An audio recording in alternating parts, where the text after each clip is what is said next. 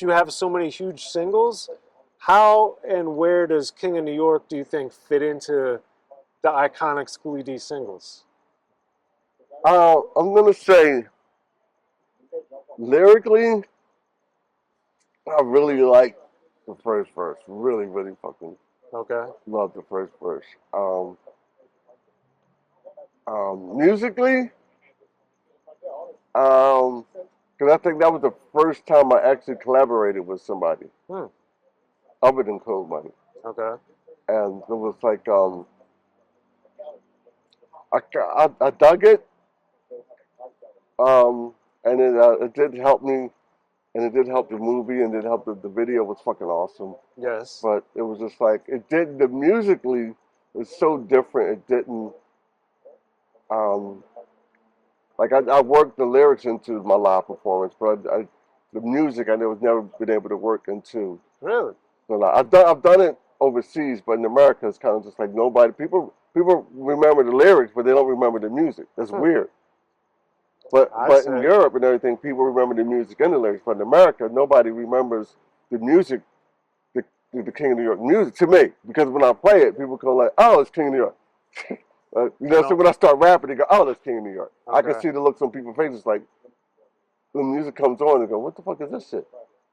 Okay. Well, And then speaking of that though, what about the irony of you being from Philly doing the King of New York song? Did you take any pleasure in that? Was it funny to you? Did it matter?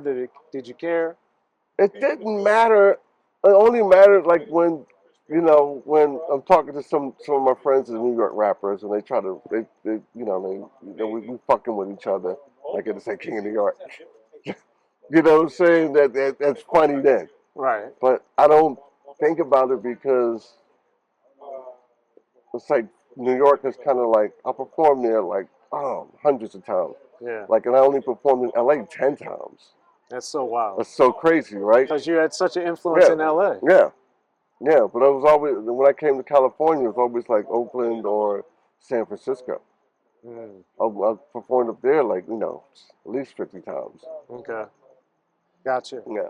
And working with Abel Farrar, what did you learn about yourself that you hadn't learned in the music industry that you learned from doing film stuff? That I was a complete artist. Hmm. Wait, you didn't understand that before? Musically, it's like when you got to score a film and you're like you gotta sit in the orchestra pit and shit like that. You gotta be a fucking real artist. Right. You gotta and they kind of looking at you anyway. Because I was in my late 20s, early 30s, 40s. You know what I'm saying? I was always 20 years younger than everybody in the room. Right. So it was just like you got to become a complete artist. And I just like I learned to be more assertive musically and not second guess Okay. because it was making like the first four records was just pure energy. You And can then, hear it. and then everything after that was kind of just like because everything was being so influenced. Like I think um, the record I did for Capitol and the record I did for Sony was like it had some outside it was outside influences coming in, Hmm. um, which I didn't like, but it was like I was being influenced from the outside because I was like I was in these weird places. I was like writing. I was hearing when I did a lot of the stuff on Capitol out here Right. in Atlanta. I didn't do a lot of stuff from Philly. So that was kind of weird. So I got that was the outside influence. And then Sony was kind of like um, that was just that was just dark and weird. But Well, that album, I think some the Jive era, I yeah, could hear like frustration and yeah. anger, but with Welcome to America, you sounded bitter. There was a difference. It was a difference. And, Okay. but with how Black Man feels and being on Capitol Well, and working with Tairrie B, well, what were the differences of Jive versus Capitol, and then also being a producer as opposed to the actual well. artist? I think when I did the stuff I was doing on, I got it's like when Miles Davis came and got that West Coast. He wanted to come and get that West Coast jazz sound slick. Right. So when I came out here, I got and I was working with Capital. I got slick. If you listen Okay. to that music, the music is slick. It's not as raw Yeah, as the first four records, but this is like very slick, very produced. So I learned how to be a little slicker. I learned, and I was working with engineers I didn't know. yeah. Okay. So I was like, I learned a few tricks. And it was like, okay, all right, I want to do something slick. And that stuff helped me do all this Aquitaine stuff. Hmm. And then what did you learn either producing or different things with Tairrie B? How did that shift you or affect you? Well, it affected me. Well, the fact that she was my girlfriend, and so it was kind of like that was that was that That was was a big deal at the time? that was a big deal because it was just imagine trying to work with your girlfriend, Right. and you got energy, and I was trying to give her space to be.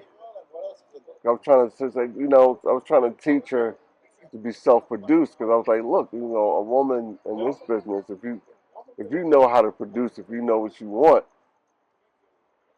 then people won't fuck with you. Right. You know what I'm saying? Because it was very very much a man's world back then. You know what I'm saying? And men didn't really respect a woman's point of view in the studio. Right. So I was trying to teach. I was I was less concerned about the music and more concerned about teaching her how to stand up for herself. Hmm. And how would that's your role? Then how would you say kind of what was Eazy-E's interaction with her at the time? Well, he was cool because Easy dug me, and what I'm saying, it was like he was a fan of Schoolie D, and that was his girlfriend. So they he treated her like royalty Hmm. from what she told me. She never had a problem with Easy. Right. Yeah. But But I but still wanted to let her. I still wanted to try to teach her, like, because I wasn't with her all the time. She was like out here doing stuff with them. Then she came to the East Coast to do stuff with me. But I said, well, why you in Cali? You got to be really assertive with these dudes. You got to tell them what you wanted. And then by the end of the album, she was like, I didn't want to rap anyway. And that's why she went the hardcore metal.